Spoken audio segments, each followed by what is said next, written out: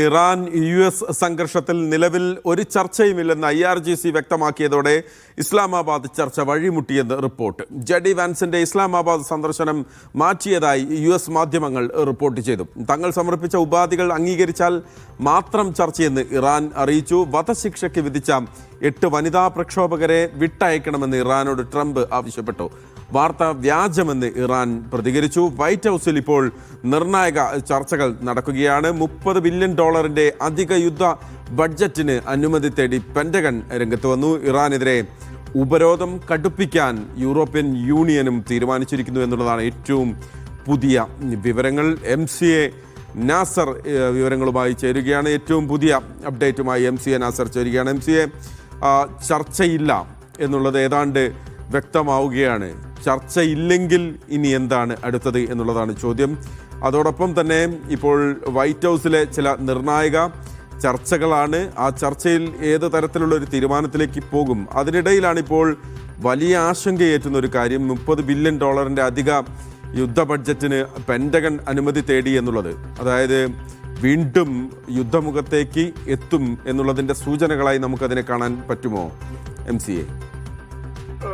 വലിയ തിരക്കിട്ട നയതന്ത്ര നീക്കങ്ങളായിരുന്നു ഇന്ന് പകലും ഇന്നലെയുമായിട്ട് തുടർന്നത്. എന്തായാലും ഇറാൻ സംഘം ഇസ്ലാമാബാദിൽ എത്തുമെന്ന ഒരു പ്രതീക്ഷയായിരുന്നു അല്പം മുമ്പ് വരെ പാകിസ്ഥാൻ നേതൃത്വം പ്രതികരിച്ചതും അവർ കൈക്കൊണ്ടതും. പക്ഷെ അല്പം മുമ്പ് പാകിസ്ഥാൻ നേതൃത്വം വ്യക്തമാക്കുന്നത് തങ്ങൾക്ക് അനുകൂലമായോ പ്രതികൂലമായോ ഒരു പ്രതികരണവും ഇറാന്റെ ഭാഗത്തു നിന്ന് ലഭിക്കുന്നില്ല.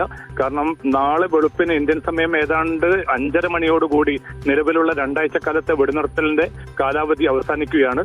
അതുകൊണ്ട് തന്നെ വലിയ തിരക്കിട്ട നീക്കങ്ങളാണ് പെന്റഗൺ നേതൃത്വത്തിലും അതോടൊപ്പം തന്നെ വൈറ്റ് ഹൗസിലും ഇപ്പോൾ തുടർന്നുകൊണ്ടിരിക്കുന്നത്.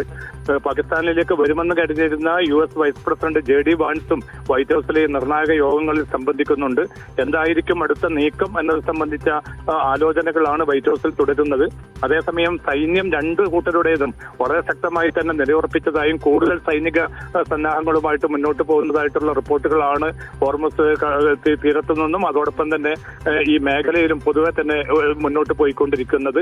പക്ഷേ ഒരു യുദ്ധം ഒഴിവാക്കണമെങ്കിൽ അടുത്ത മണിക്കൂറുകൾ വളരെ നിർണായകമായിരിക്കും. പക്ഷേ ഇറാൻ വ്യക്തമാക്കുന്നത് തങ്ങൾ മുന്നോട്ട് വെച്ച ഉപാധികളുണ്ട്. അതിൽ ഏറ്റവും പ്രധാനം ഈ നാവിക ഉപരോധം അമേരിക്ക പിൻവലിക്കണം, പിടിച്ചെടുത്ത കപ്പൽ വിട്ടുകൊടുക്കണം എന്ന ഏറ്റവും പ്രധാനപ്പെട്ട ഉപാധി പോലും അമേരിക്കൻ പ്രസിഡന്റ് തള്ളിയിരിക്കുന്ന സാഹചര്യത്തിൽ ഈ ചർച്ചയിലേക്ക് വരുന്നതിൽ ഒരു പ്രസക്തിയുമില്ല എന്നൊരു നിലപാടാണ് ഇറാൻ നേതൃത്വം ഏറ്റവും അവസാനം മധ്യസ്ഥ രാജ്യമായിട്ടുള്ള പാകിസ്ഥാനെ അറിയിച്ചിരിക്കുന്നത്. അമേരിക്കയാവട്ടെ വെടിനിർത്തൽ നീട്ടാൻ തങ്ങൾക്ക് താല്പര്യമില്ല എന്ന് പ്രസിഡന്റ് ട്രംപ് തന്നെ വ്യക്തമാക്കുകയും ചെയ്തിരിക്കുന്നു.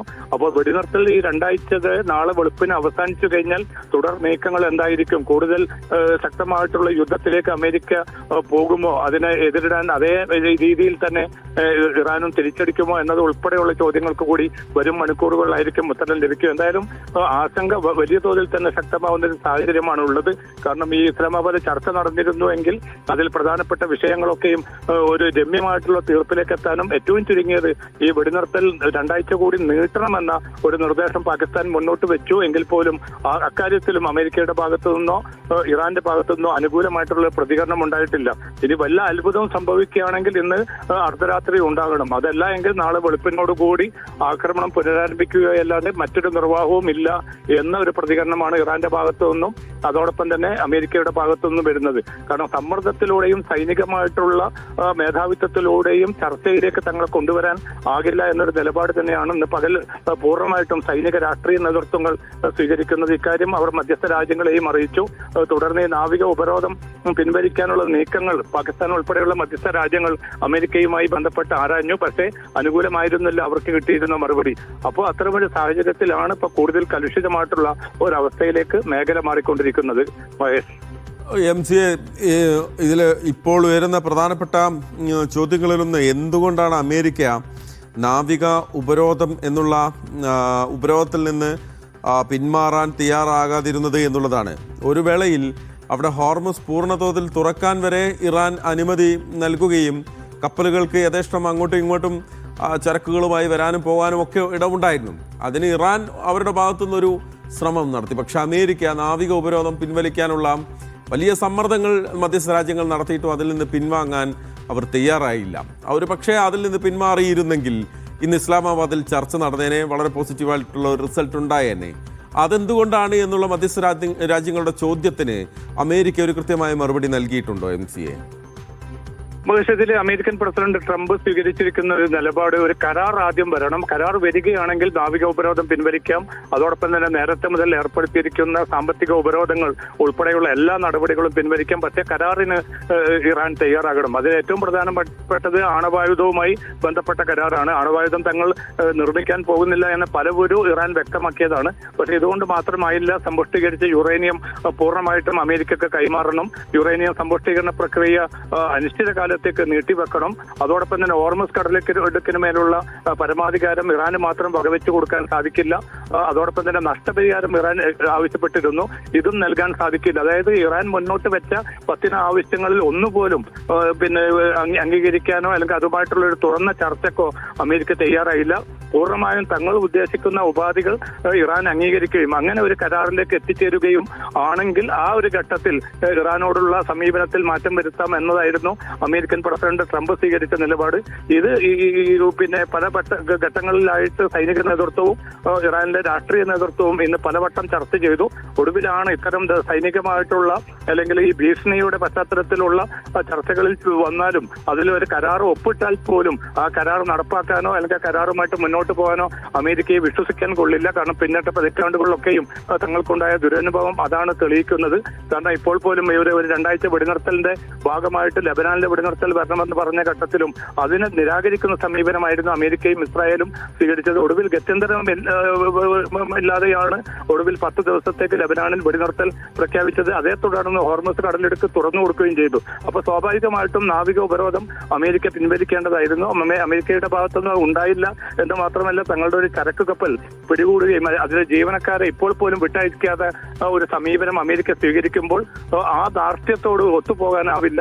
അങ്ങനെ അതിലും നല്ലത് യുദ്ധമാണ് എന്നൊരു തിരിച്ചറിവിലേക്ക് തങ്ങൾ എത്തുന്നതായാണ് ഇറാൻ മാധ്യമങ്ങൾ വ്യക്തമാക്കുന്നത്. ആ ഒരു പ്രതികരണമാണ് മധ്യസ്ഥ രാജ്യങ്ങളെ ഇറാനും അറിയിച്ചിരിക്കുന്നത്.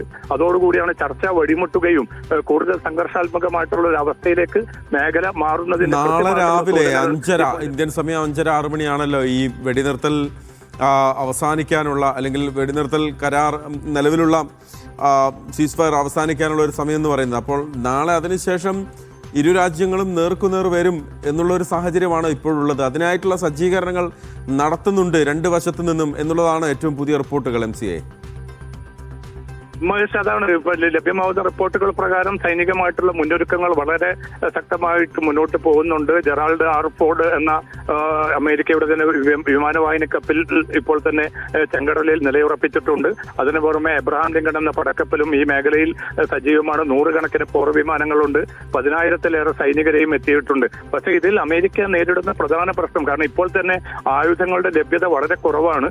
ആ ആയുധങ്ങൾ കൂടുതലില്ല എങ്കിൽ ഒരു ദീർഘകാല യുദ്ധത്തിന് അമേരിക്കക്ക് വലിയ പ്രതിസന്ധി നേരിടും. പ്രത്യേകിച്ച് ഒരു കരയുദ്ധത്തിലേക്കാണ് നീങ്ങുന്നതെങ്കിൽ ഹോർമസിന്റെ ഭാഗത്ത് വലിയ സുരക്ഷ ഒരുക്കേണ്ടി വരും. അതോടൊപ്പം തന്നെ കാർഗ് ദ്വീപ് പിടിച്ചടക്കുക എന്ന ചില ലക്ഷ്യങ്ങൾ അത് ഒരു പക്ഷേ നിറവേറ്റിയാൽ പോലും അവിടെ സൈന്യത്തെ നിലയുറപ്പിക്കുക, അവിടെ സുരക്ഷ ഉറപ്പാക്കുക എന്നത് അതിസങ്കീർണമായിട്ടുള്ള ഒരു അവസ്ഥയായിരിക്കും. കാരണം ഭൂപരിധി പ്രകാരം വളരെ എളുപ്പത്തിൽ തന്നെ ഇറാന് അമേരിക്കൻ സൈനികരെ ആക്രമിക്കാനും കൊന്നൊടുക്കാനുമുള്ള ഒരു സാഹചര്യം ഉണ്ടാകുമെന്ന് പെന്റഗൺ തന്നെ നേരത്തെ ആശങ്ക അറിയിച്ചിരുന്നു. അപ്പൊ അതുകൊണ്ട് വിനാശകരമായിട്ടുള്ള ഒരു യുദ്ധത്തിലേക്കായിരിക്കും കാര്യങ്ങൾ പോവുക.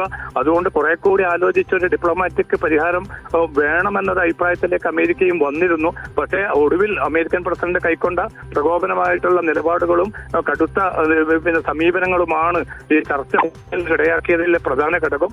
ഇറാനെ സംബന്ധിച്ചിടത്തോളം അവർക്ക് ദീർഘകാല യുദ്ധത്തിലേക്കാണെങ്കിൽ ഒരു കരയുദ്ധത്തിലേക്ക് വരികയാണെങ്കിൽ അമേരിക്കക്കെതിരെ മേൽക്കോയ്മ തങ്ങൾക്ക് സ്ഥാപിച്ചെടുക്കാൻ പറ്റുമെന്ന ഒരു അവകാശവാദം അവരും ഉന്നയിക്കുന്നുണ്ട്. എന്തായാലും മേഖലയെ സംബന്ധിച്ചിടത്തോളം ഏറ്റവും ആപൽക്കരമായിട്ടുള്ള ഒരു അവസ്ഥയായിരിക്കും ഈ വെടിനിർത്തൽ പിന്നിട്ടാലുള്ള സ്ഥിതിഗതികൾ. പരമാവധി ഈ രാത്രി ഇനിയിപ്പോൾ അടുത്ത ഒരു 3-4 മണിക്കൂറിനുള്ളിൽ നയതന്ത്ര നീക്കങ്ങൾ പല തലങ്ങളിലായിട്ട് തുടരുന്നുണ്ട്. റഷ്യയെയും ചൈനയെയും ഒക്കെ ഇടപെടിവിച്ചുകൊണ്ട് ഇറാനെ പ്രേരിപ്പിക്കുന്നുണ്ട് ചർച്ചയ്ക്ക് വരാൻ വേണ്ടി. പക്ഷേ ഇറാൻ ആ നിലപാടിൽ ഒരു മാറ്റവും ഇല്ല എന്ന് തന്നെയാണ് ഏറ്റവും അവസാനമായിട്ട് പാകിസ്ഥാനെ അറിയിച്ചിരിക്കുന്നതും. ശരി, അങ്ങേയറ്റം ആശങ്കയുണ്ടാക്കുന്ന വാർത്തകൾ തന്നെയാണ് ഇറാൻ അമേരിക്ക സംഘർഷത്തിനിടയിൽ പുറത്തു വരുന്നത്. കാരണം ഇസ്ലാമാബാദ് ചർച്ച 2ാം ഘട്ട ചർച്ച ഇല്ല എന്നുള്ളത് തന്നെയാണ് ഈ നിമിഷം വരെ പുറത്തുവരുന്ന വാർത്തകൾ. ഇസ്ലാമാബാദിലേക്ക് ആരെയും അയക്കുന്നില്ല എന്ന് ഇറാൻ ഔദ്യോഗികമായി തന്നെ പാകിസ്ഥാനെ അറിയിച്ചിട്ടുണ്ട്. ഒപ്പം തന്നെ ജെഡി വാൻസിന്റെ നേതൃത്വത്തിലുള്ള അമേരിക്കൻ സംഘവും ഇസ്ലാമാബാദിലേക്കില്ല.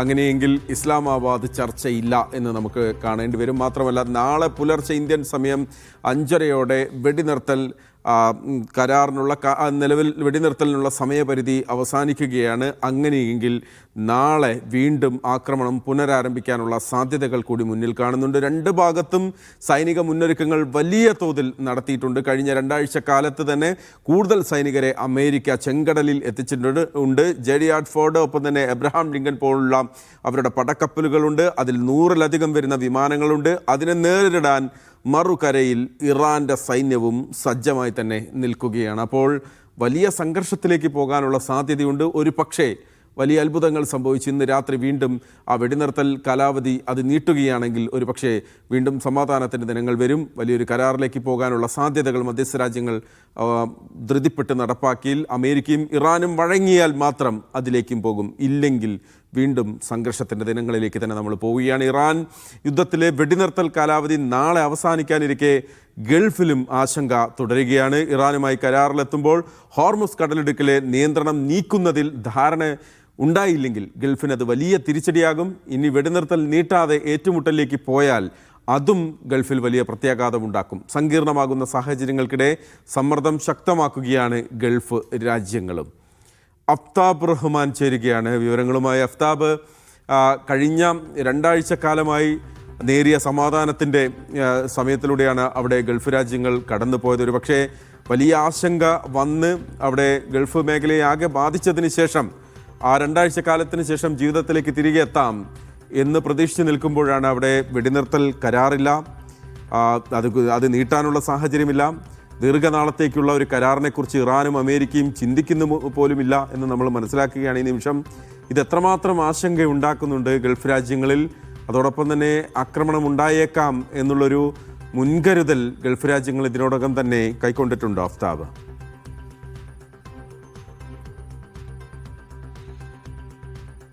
മഹേഷ് സൂചിപ്പിച്ചതുപോലെ തന്നെ ഗൾഫിന് ഇത് രണ്ടായാലും പ്രതിസന്ധി ഉണ്ടാക്കുന്ന കാര്യമാണ്. നാളെ ഏതെങ്കിലും കാരണവശാൽ ഇറാനുമായി കരാറിലേക്ക് പോവുകയാണെങ്കിൽ ആ കരാറിൽ ഹോർമൂസ് ഉൾപ്പെടുമോ എന്ന ആശങ്ക ഗൾഫിനുണ്ട്. കാരണം ഗൾഫിന്റെ പ്രധാനപ്പെട്ട വരുമാന മാർഗമായിരുന്നു ഹോർമൂസ് വഴിയുള്ള ചരക്കു നീക്കങ്ങൾ. അത് തടസ്സപ്പെട്ട സ്ഥിതിയാണ് നിലവിലുള്ളത്. ഇനിയിപ്പോൾ വെടിനിർത്തലിലേക്ക് പോകുന്നില്ല, അത് നീട്ടുന്നില്ല, പകരം കരാറിലേക്കും എത്തുന്നില്ല, ഏറ്റുമുട്ടലിലേക്കാണ് പോകുന്നത് എന്ന് കരുതുക.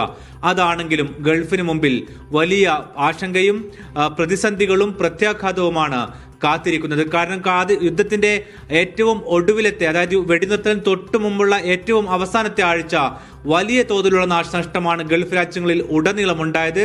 അതിന്റെ വലിയ തോതിലുള്ള സമ്മർദ്ദം യുഎസിന് മേൽ ഉണ്ടാവുകയും അങ്ങനെയാണ് ഈ വെടിനിർത്തലിലേക്ക് എത്തുന്നത്. ഇന്നിപ്പോൾ അവസാനം വരുന്ന റിപ്പോർട്ടുകൾ പ്രകാരമാണെങ്കിൽ ജെഡി വാൻസിന്റെ പാകിസ്ഥാനിലേക്കുള്ള യാത്ര തൽക്കാലത്തേക്ക് നിർത്തിവെച്ചിരിക്കുകയാണ്. പക്ഷെ അതിലൊരു സ്ഥിരീകരണം ഇപ്പോഴും ആവശ്യമാണ്. കാരണം അല്പം മുമ്പ് യുഎസ് മാധ്യമങ്ങൾ റിപ്പോർട്ട് ചെയ്യുന്നത് പ്രകാരമാണെങ്കിൽ ഈ ചർച്ചയിൽ പങ്കെടുക്കേണ്ടിയിരുന്ന സ്റ്റീവ് വിറ്റ്കോഫ്, പ്രത്യേക ദൂതനും ഒപ്പം തന്നെ ജറാദ് കുഷ്ണർ, നേരത്തെ മധ്യസ്ഥ ചർച്ചയിൽ പങ്കെടുത്ത ട്രംപിന്റെ മരുമകൻ ജറാദ് കുഷ്ണർ ഉൾപ്പെടെയുള്ളവർ മിയാമിയിൽ നിന്നും വാഷിംഗ്ടണിലേക്ക് എത്തുകയും അവിടെ വൈറ്റ് ഹൗസിൽ എത്തി അവിടെ ചർച്ച നടത്തിക്കൊണ്ടിരിക്കുകയാണ്. അവിടെ നിന്നും വൈറ്റ് ഹൗസിൽ നിന്നും വരും മണിക്കൂറുകളിൽ എന്താണ് നിലപാട് എന്നുള്ളതാണ് എല്ലാവരും ഒറ്റുനോക്കുന്ന പ്രധാനപ്പെട്ട കാര്യം. ഏതെങ്കിലും തരത്തിലുള്ള ഇളവുകൾ നൽകിക്കൊണ്ട് വീണ്ടും ഇറാനെ ചർച്ചയിലേക്ക് കൊണ്ടുവരുമോ എന്നുള്ളതാണ് എല്ലാവരും ഒറ്റുനോക്കുന്നത്. സമാനമായ ചിത്രം നമ്മൾ കഴിഞ്ഞ തവണത്തെ വെടിനിർത്തൽ ചർച്ചയിലും കണ്ടതാണ്. അവസാന നിമിഷം വരെ ഇറാൻ വരാൻ തയ്യാറായിരുന്നില്ല. ഒടുവിൽ നിരവധി ഇളവുകൾ നൽകി, ഒരുപാട് ഓഫറുകൾ നൽകിക്കൊണ്ടാണ് ഇറാൻ ചർച്ചയിലേക്ക് കൊണ്ടുവന്നത്. പക്ഷേ ഏതെങ്കിലും തരത്തിൽ യുദ്ധം നീട്ടിക്കൊണ്ടു പോകാൻ ഒരു നിലക്കും യുഎസ് ആഗ്രഹിക്കുന്ന അല്ലെങ്കിൽ മുന്നോട്ട് കൊണ്ടുപോകാൻ കഴിയുന്ന സാഹചര്യമല്ല നിലവിലുള്ളത്.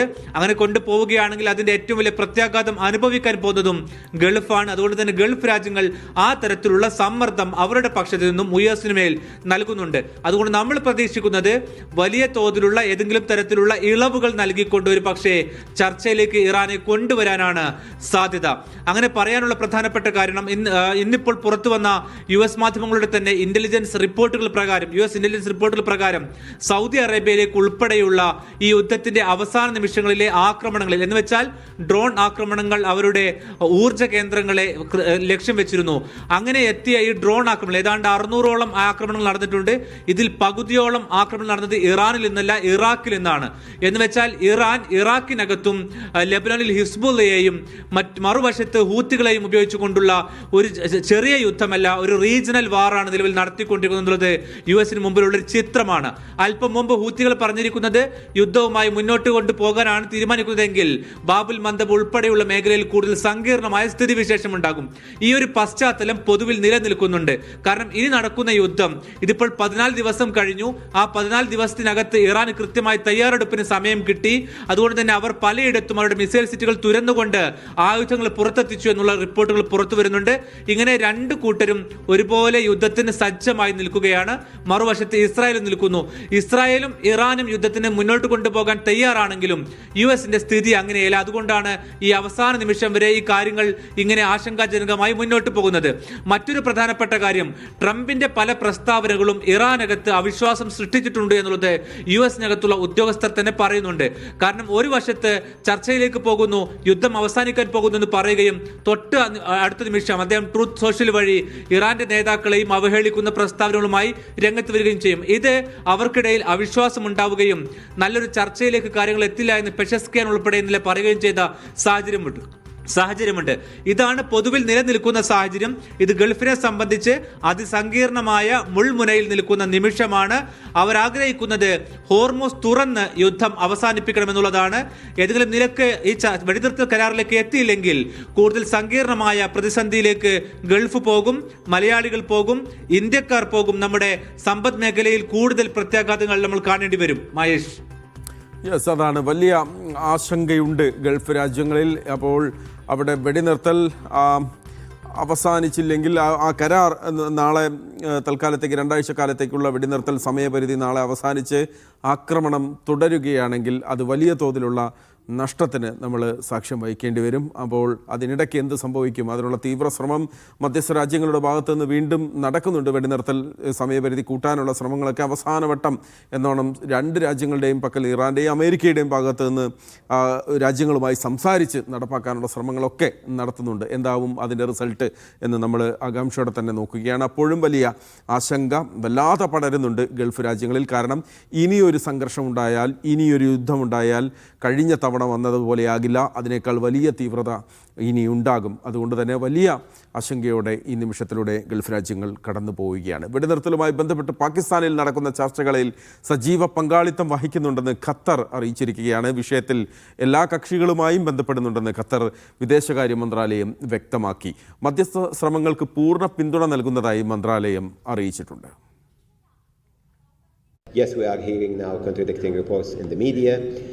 We are following very closely. We are quite concerned. മധ്യസ്ഥത മാത്രമാണ് പ്രശ്നങ്ങൾ പരിഹരിക്കാനുള്ള ഏക മാർഗമെന്നും US-ഉം ഇറാനും അടക്കം എല്ലാവരുമായും ഖത്തർ നിരന്തരം ആശയവിനിമയം നടത്തുന്നുണ്ടെന്നും വിദേശകാര്യ മന്ത്രാലയം വക്താവ് മാജിദ് അൽ അൻസാരി പറഞ്ഞു. ചർച്ചകളുടെ പരാജയത്തെക്കുറിച്ച് സംസാരിക്കാൻ തങ്ങളില്ല. ഖത്തർ അടക്കം ലോകത്തുള്ള എല്ലാവരും സംഭാഷണങ്ങളെ പിന്തുണയ്ക്കുന്നുണ്ട്. ഇക്കാര്യത്തിൽ പാകിസ്ഥാന് തങ്ങൾ തുറന്ന പിന്തുണ നൽകുന്നതായും മാജിദ് അൽ അൻസാരി കൂട്ടിച്ചേർത്തു. ഹോർമുസ് പ്രതിസന്ധി പരിഹരിക്കേണ്ടത് ഏതെങ്കിലും ഒരു രാഷ്ട്രത്തിൻ്റെ മാത്രം ഉത്തരവാദിത്തമല്ല, അത് എല്ലാ രാഷ്ട്രങ്ങളുടെയുമാണ്. ഹോർമുസ് കടലിടുക്ക് അടച്ചത് മേഖലയിലെ പ്രതിസന്ധിയെ അന്താരാഷ്ട്ര തലത്തിലെത്തിച്ചു. അതിൻ്റെ ആഘാതം ആഗോളതലത്തിൽ പ്രകടമാണ് എന്നും അദ്ദേഹം ചൂണ്ടിക്കാട്ടി. ലബനാന്റെ പരമാധികാരത്തിനുമേൽ ഇസ്രായേൽ നടത്തുന്ന ആക്രമണത്തെ ഒരു തരത്തിലും അംഗീകരിക്കാനാവില്ലെന്നും മാജിദ് അൽ അൻസാരി കൂട്ടിച്ചേർത്തു. വെടിനിർത്തലുമായി ബന്ധപ്പെട്ട് ടെഹ്റാനും വാഷിംഗ്ടണും ഇടയിൽ ഇസ്ലാമാബാദിൽ നടക്കുന്ന ചർച്ചകൾ തങ്ങൾ സൂക്ഷ്മമായി നിരീക്ഷിച്ചു വരികയാണ്. ഇക്കാര്യത്തിൽ എല്ലാ കക്ഷികളുമായിട്ടും തങ്ങൾ ആശയവിനിമയം നടത്തുന്നുണ്ട് എന്നാണ് ഖത്തർ വിദേശകാര്യ മന്ത്രാലയം വക്താവ് ഡോക്ടർ മാജിദ് അൽ അൻസാരി വ്യക്തമാക്കുന്നത്. ദോഹയിൽ നിന്ന് Abbas Muhammad, media 1. Lebanese president Joseph ഔനുമായി ഫോണിൽ ചർച്ച നടത്തി ഖത്തർ അമീർ Sheikh Tamim bin Hamad Al Thani. മേഖലയിലെയും വിശിഷ്യ ലബനാനിലെയും ഏറ്റവും പുതിയ സംഭവ വികാസങ്ങൾ ഇരുവരും വിലയിരുത്തി. രാജ്യത്തിൻ്റെ പരമാധികാരവും സുരക്ഷയും സംരക്ഷിക്കാനുള്ള ലബനാന്റെ എല്ലാ ശ്രമങ്ങൾക്കും ഖത്തർ അമീർ ഐക്യദാർഢ്യം അറിയിച്ചു. തൻ്റെ രാജ്യത്തിന് ഖത്തർ നൽകുന്ന പിന്തുണയിൽ ലബനീസ് പ്രസിഡന്റ് ഖത്തർ അമീറിന് നന്ദി പ്രകാശിപ്പിച്ചു. റിയാദിലടക്കം സൗദിയുടെ വിവിധയിടങ്ങളിൽ മഴ തുടരും. വെള്ളിയാഴ്ച വരെ മഴ തുടരുമെന്നാണ് മുന്നറിയിപ്പ്. കനത്ത മഴയെ തുടർന്നുള്ള സുരക്ഷാ മുൻകരുതലിന്റെ ഭാഗമായി വിവിധ പ്രവിശ്യകളിൽ ഇന്നും ഇന്നലെയും ക്ലാസുകൾ ഓൺലൈനിലാക്കിയിരുന്നു.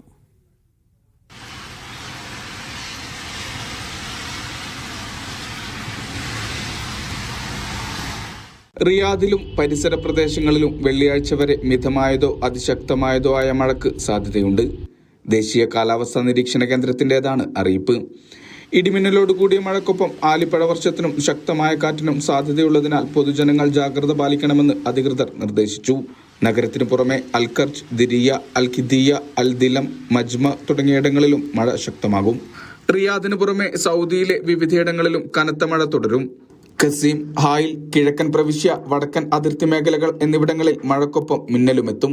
മക്കയുടെ കിഴക്കൻ മേഖലകളിലും അസീർ, ജീസാൻ, നജ്റാൻ, അൽബഹ എന്നിവിടങ്ങളിലും മഴ പെയ്യാൻ സാധ്യതയുണ്ട്. കനത്ത മഴയെ തുടർന്നുള്ള സുരക്ഷാ മുൻകരുതലിന്റെ ഭാഗമായി വിവിധ പ്രവിശ്യകളിൽ ഇന്നും ഓൺലൈൻ ക്ലാസ് തുടരുകയാണ്. ഖസീം പ്രവിശ്യയിലെ മുഴുവൻ വിദ്യാഭ്യാസ സ്ഥാപനങ്ങളിലും റിയാദ് പ്രവിശ്യയിലെ ഭൂരിഭാഗം ഗവർണറേറ്റുകളിലെ സ്കൂളുകൾക്കും ഓൺലൈനിലായിരുന്നു ഇന്നും ക്ലാസുകൾ. Vishal Cherpulassery, media 1, Riyadh. കുവൈത്തിലെ കോടതികളിൽ ഫോട്ടോയും വീഡിയോ ചിത്രീകരണവും നിരോധിച്ച് സുപ്രീം ജുഡീഷ്യൽ കൗൺസിൽ തീരുമാനം. ഇതോടെ അധികാരികളുടെ അനുമതിയില്ലാതെ ചിത്രീകരണം നടത്താൻ അനുവദിക്കില്ല.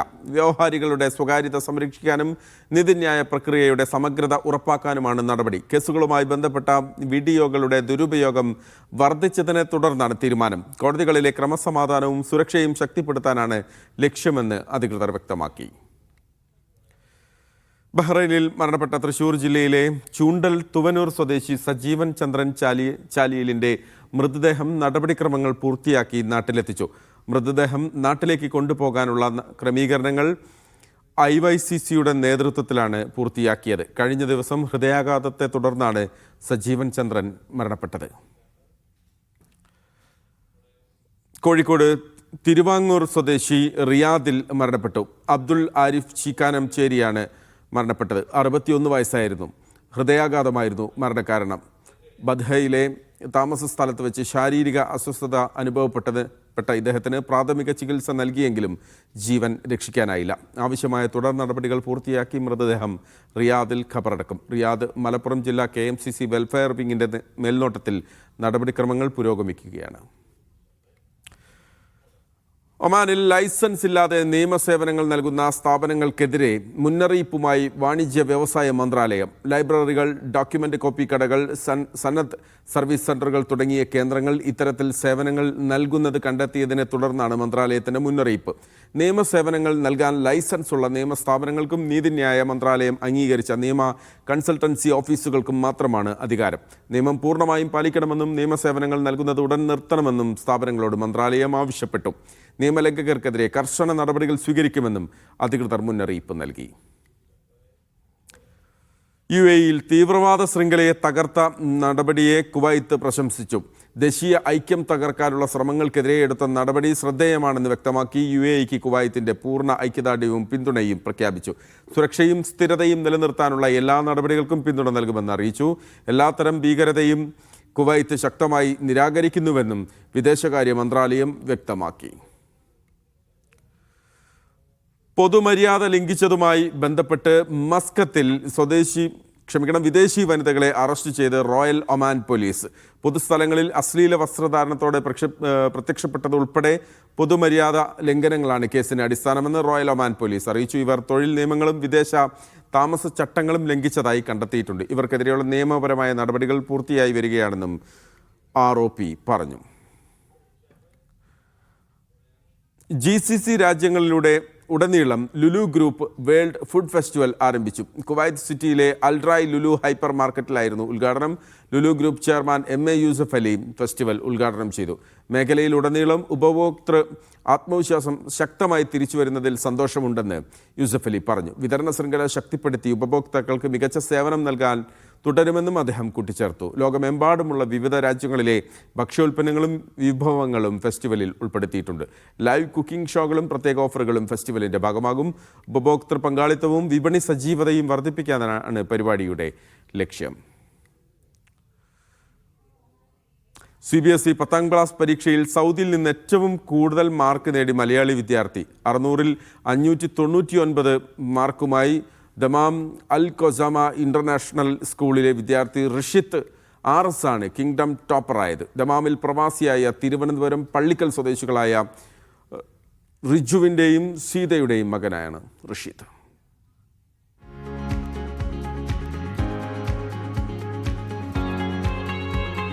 അഭിമാന നേട്ടവുമായി ദമാം അൽകൊസാമ ഇന്റർനാഷണൽ സ്കൂളിലെ വിദ്യാർത്ഥി ഋഷിത് RS.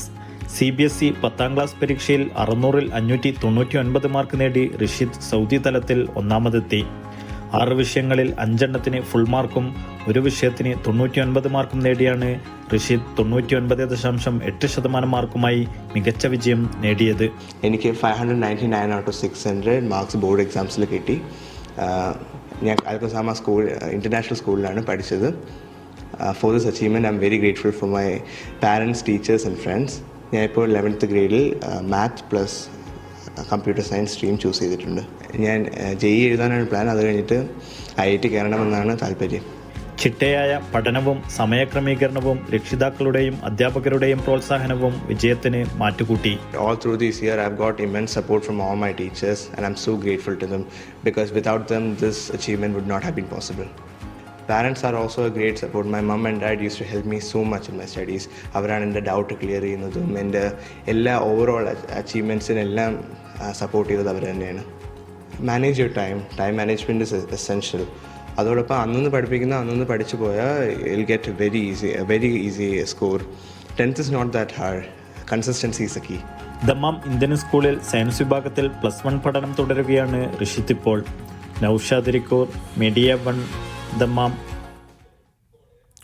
കുറഞ്ഞ ചിലവിൽ യാത്രാ സൗകര്യം ഒരുക്കണമെന്ന് കുവൈത്തിലെ ലോക കേരള സഭാ അംഗങ്ങൾ ആവശ്യപ്പെട്ടു. നിലവിലെ സാഹചര്യത്തിൽ നാട്ടിലേക്കും തിരിച്ചുമുള്ള വിമാനയാത്ര ചെലവേറിയതാണ്. എയർലൈൻസുകളുമായി സഹകരിച്ചു ചെലവ് കുറയ്ക്കാൻ കേന്ദ്ര സംസ്ഥാന സർക്കാരുകൾ ഇടപെടണമെന്ന് ആവശ്യപ്പെട്ടു.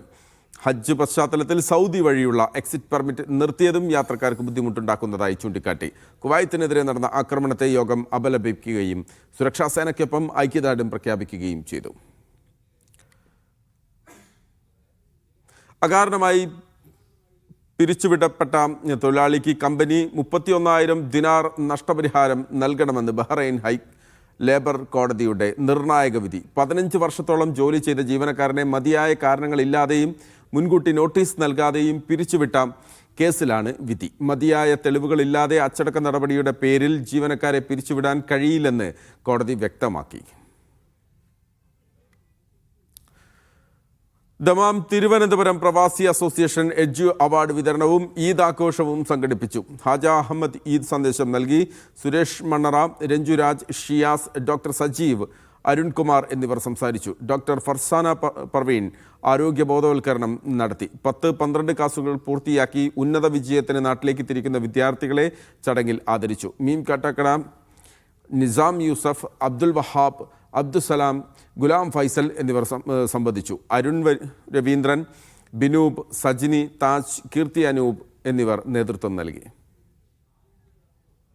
പരസ്പരം വെട്ടിനിർത്തൽ പ്രഖ്യാപിച്ച് UAE-യിലെ മമ്മൂട്ടി മോഹൻലാൽ ഫാൻസ് അസോസിയേഷനുകൾ. 18 വർഷത്തെ ഇടവേളയ്ക്ക് ശേഷം മമ്മൂട്ടിയും മോഹൻലാലും ഒന്നിക്കുന്ന പാട്രിയറ്റിൻ്റെ വിജയത്തിന് വേണ്ടിയാണ് സോഷ്യൽ മീഡിയയിൽ പരസ്പരം പോരടിച്ചിരുന്ന ഫാൻസുകാർ കൈകോർക്കുന്നത്.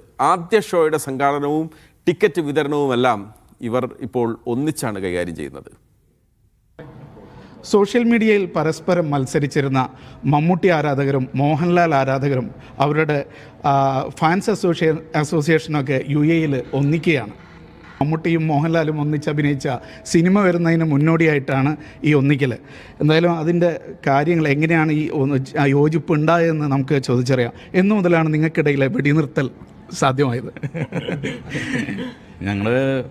ഞങ്ങൾക്കിടയിൽ അങ്ങനെ ഒരു വെടിവെപ്പ് ഉണ്ടായിട്ടില്ല. ഞങ്ങൾക്കിപ്പോൾ ഒരു അവസരമാണ് എങ്ങനെയാണ് UAE-യിലത്തെ മോഹൻലാൽ ഫാൻസും എങ്ങനെയാണ് UAE-യിലത്തെ മമ്മൂട്ടി ഫാൻസ് എന്ന് പ്രൂവ് ചെയ്യാനുള്ളൊരു അവസരമായിട്ട് ഞങ്ങളിത് കാണുന്നത്. എന്തൊക്കെ പരിപാടിയാണ് ഇതിന് ഇപ്പോൾ നടന്നുകൊണ്ടിരിക്കുന്നത്? ഇതെല്ലാ പരിപാടികളും നിങ്ങൾ 2 കൂട്ടരും ഒരുമിച്ചാണോ? എല്ലാ പരിപാടികളും ഈവൻ ഒരു ഫോട്ടോ എടുക്കുന്നത് വരെ 2 പേരും ആലോചിച്ചിട്ടാണ് ചെയ്യുന്നത്. അത്രയ്ക്കും സൂക്ഷ്മമായിട്ട് മിനിമം ഒരു 4-5 ഗ്രൂപ്പ് ഉണ്ട്. ഇപ്പോൾ ടിക്കറ്റിനൊരു ഗ്രൂപ്പ് ഉണ്ട്, എല്ലാ കോർഡിനേഷൻ എല്ലാത്തിനും വേറെ മിനിമം ഒരു 4-5 ഗ്രൂപ്പ് ഞങ്ങൾക്കുണ്ട്. എല്ലാം ഡിസ്കസ് ചെയ്തിട്ടാണ് ചെയ്യുന്നത്. ഇത് നേരത്തെ നിങ്ങൾ തമ്മിൽ ഇപ്പോൾ ആദ്യമായിട്ടാണോ ഇങ്ങനെ ഒരു ഒരുമിക്കലും ഒരുമിച്ച് പരിപാടികളൊക്കെ നടത്തുന്നത്? അതിന് മുമ്പ് ഇതിനൊരു സാധ്യത ഉണ്ടായിരുന്നില്ല? തീർച്ചയായിട്ടും പറഞ്ഞാൽ ഇല്ല, നോ, ഇങ്ങനൊരു അവസരം ഞങ്ങൾ വിചാരിച്ചിട്ടില്ല. ഇപ്പോൾ ഇത് നമുക്ക് കിട്ടിയിട്ടുള്ളതല്ലേ, മമ്മൂട്ടി മോഹൻലാൽ ഒരുമിച്ച് അഭിനയിച്ച് 18 വർഷം 13 വർഷം, അതല്ല, അതിനുപരി ഞങ്ങൾക്ക് കിട്ടിയിട്ടുള്ളത് വർഷങ്ങളിപ്പോൾ നമ്മുടെ ഏജ് വെച്ചോണെങ്കിൽ ഈ 30 വയസ്സിലാണ് 40 വയസ്സിലാണ് നമുക്ക് ആദ്യമായിട്ടാണ് ഈ അവസരം കിട്ടുന്നത്. അതിൻ്റെ വളരെയധികം സന്തോഷമുണ്ട്, ഒരു എക്സൈറ്റ്മെൻ്റ് ഉണ്ട്. എങ്ങനെയാണ് ഞങ്ങളുടെ ഷോ വരുന്നത്, പാട്ടുമുണ്ട്, കൊട്ട് എല്ലാം ഉണ്ട്. നമുക്ക് തിയേറ്റർ അത്രയ്ക്കും നമുക്കൊരു സപ്പോർട്ട് തരുന്നുണ്ട്.